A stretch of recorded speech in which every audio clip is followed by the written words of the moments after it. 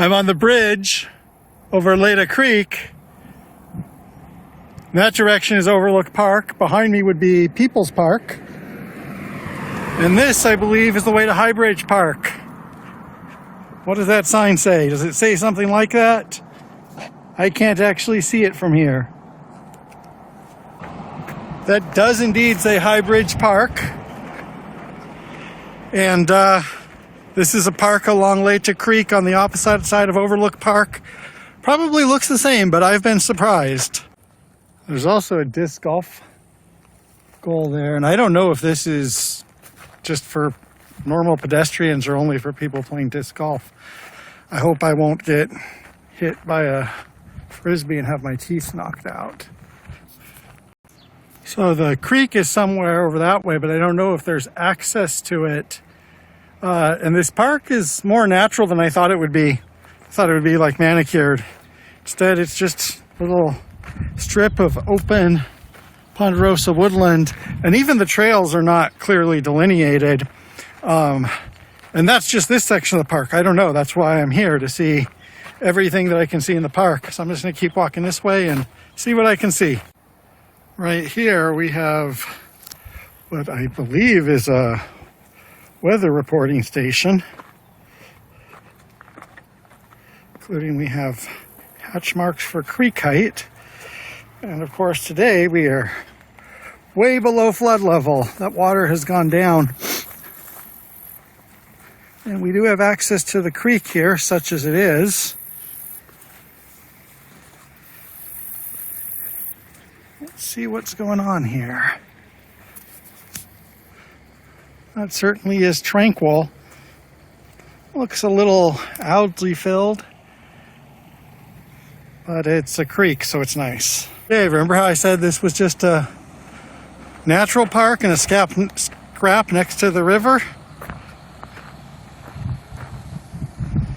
Okay, so there's another side of this park. We do have more typical parkland, picnic tables, grassy lawn, shelter, and sprinklers. So let's go cool off a little bit. They might also have drinking fountains here. I did bring water, but I always need to refill. I've just been walking around this grassy lawn part of the park. It's very tranquil. And I don't know how big this park is, especially because this park connects with other parks. In a way, it connects with all the parks via the trail system. So this is part of it, and I don't know how much there is to see, but it's a Friday, so I'll just walk around until I get tired. So I've left the grassy lawn part, and I'm just kind of walking around this part. Oh, there is some more lawns, part of which is part of the disc golf course. And don't know where any of these roads go. Just kind of walking around. So the temperature today was supposed to be into the 90s, and it is apparently in the mid to low 80s. It's 2 p.m., so it might get a little bit hotter, but it's going to be cooler than expected, which makes this walk a little bit more healthy. If it was up in the 90s, this would probably already be enough for me. I'm walking down this way because it looks like there might be more river access and also a view of the titular High Bridge. And then I'm going to maybe go somewhere else. I haven't decided yet. There is the High Bridge. And I put that in thumbnails before, and I thought, oh, that just has to get a lot of views because that's such an awesome sight. Alas, that's not always the case. It'll probably be the thumbnail for this video anyway. And the other thing I wanted to look at was here. We have a sign, High Bridge Disc Golf Course, established 2002. It's interesting to me because that was 23 years ago. And since I am 46, I'm old. I remember when things when like disc golf were just still like quirky little hobbies. And then they became mainstream enough that people started building courses for them. And a lot of those courses are over 20 years old, 30 years old now. And for a lot of young people, a lot of the target market for those courses, they don't remember a time before that was the case. It's also the case with like skate parks. In the 80s into the 90s, skateboarding was still sometimes seen as suspicious and associated with bad things. And, that's why you have stickers. Skateboarding is not a crime. And it's interesting to me because, like, for the average skater, they just grew up in those skate parks were always there, just like disc golf. Because that was kind of a long speech while I just walk along a road. And now I'm going to turn to the left and I'm going to climb up and see what else I can see. Well, one thing I see is a marmot. Pretty common in the parks around Spokane, but I'm still interested every time I see them.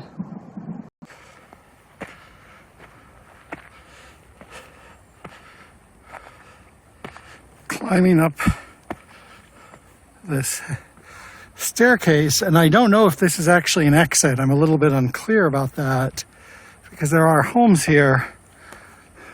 Okay, I might have just climbed that staircase for no reason. So, I said this a lot of places in Spokane. On the map, things can look very close together, but there's kind of a cliff there, so I might have to walk out a long way. Not that I mind. It's a nice day, just walking around. Or I won't mind until it gets too hot. Maybe one of the... Is this a path out or not? I can't tell. So this is the exit from the park. I was actually here before, and I thought I was taking a more efficient route, and then I just had to go back. So that's the way it is a lot of times in Spokane because of the terrain. You have to go backwards to go forward. I have to climb this kind of steep hill on a hot day. So I walked from a ways, walked through that intersection. I didn't show it because it wasn't particularly interesting. And there is one thing I want to show, which will not even be the main point, but I do want to show that it's here. Also, we have a train. That's all as important. We have a trailhead here. So this is the Fish Lake Trail. And actually, originally, I was just going to come and see the trailhead, and then I wanted to go to an arboretum near here. But then I figured, oh, let's just see this today. It's all part of the same network of trails. And we have a little trailhead restroom, which is locked, and the water isn't running. One reason I'm not going to go too far today, because I did bring water, but it's a hot day. Also, I don't know if this trail has a whole lot of shade, so might be hot. Also travels pretty close to the freeway, so makes it a little bit less stressful. I've done that before, but it's not my preference. And see how far we are from downtown. So this is a place you could walk to from downtown on the right day.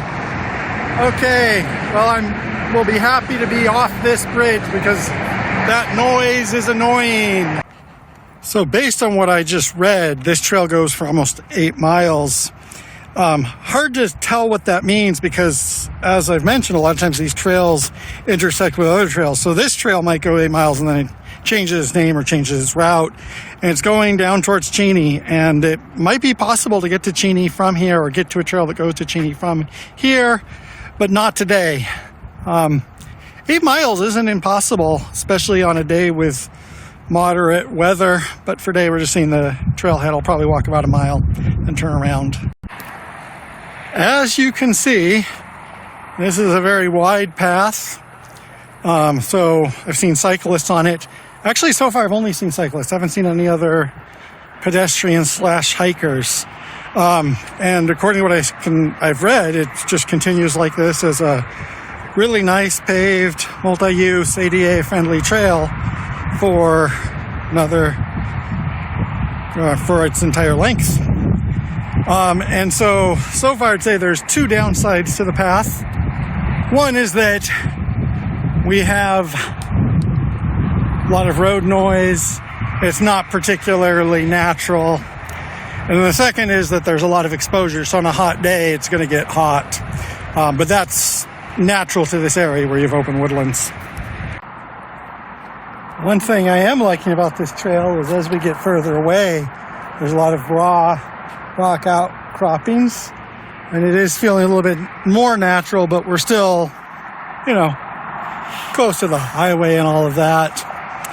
So I'm just going to walk to the next road and then turn around. I was looking at my map to see if there was maybe some natural turning around point, viewpoint or scenic point, but I'm not seeing that.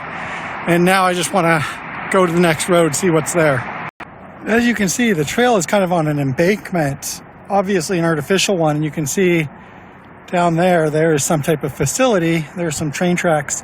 Like a lot of trails, this was a Rails to Trails program, so this used to be a train track. And so the ground around it, you can see it's kind of regrown, and in places you can still see it has things like concrete barricades and big piles of sand. Still railroad facilities around here. So I said I was planning to walk to the next road, and from the map, I didn't know this, but it's grade separated.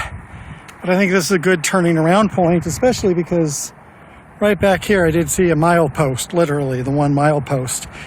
Also, I'm interested because a lot of times when I walk trails like this to, complete them, I'll walk for a while and then find a bus stop and take the bus back. And I don't know if that is possible because we're far from the number 6 bus that goes to Cheney. I'll think about that for another day. For now, I am heading back this way. So I'm coming to the end of my walk, and I'm crossing this busy freeway. There's a big interchange here, and then back to the trailhead. And in a second, I can stop yelling. So today I saw 2 things that were semi-related. I saw High Bridge Park, which included the natural areas, the disc golf course, and the green grassy part, and then almost by accident I found this trail, which I didn't really totally know was here. I had kind of an idea there was a trail, but this was kind of new to me. And that accident was on purpose because that is something about Spokane more than other cities, is you can be in a nice little suburban neighborhood, then you're in an industrial wasteland, then you're in a natural area, then you're in a green leafy park. And so today I saw different things, and the serendipity was part of it. And now it's time to get on a bus and go home. And been doing a lot of stuff, little stuff. Hopefully it'll cool down. I can go for a longer nature walk, but we'll see. Hope you liked today's video.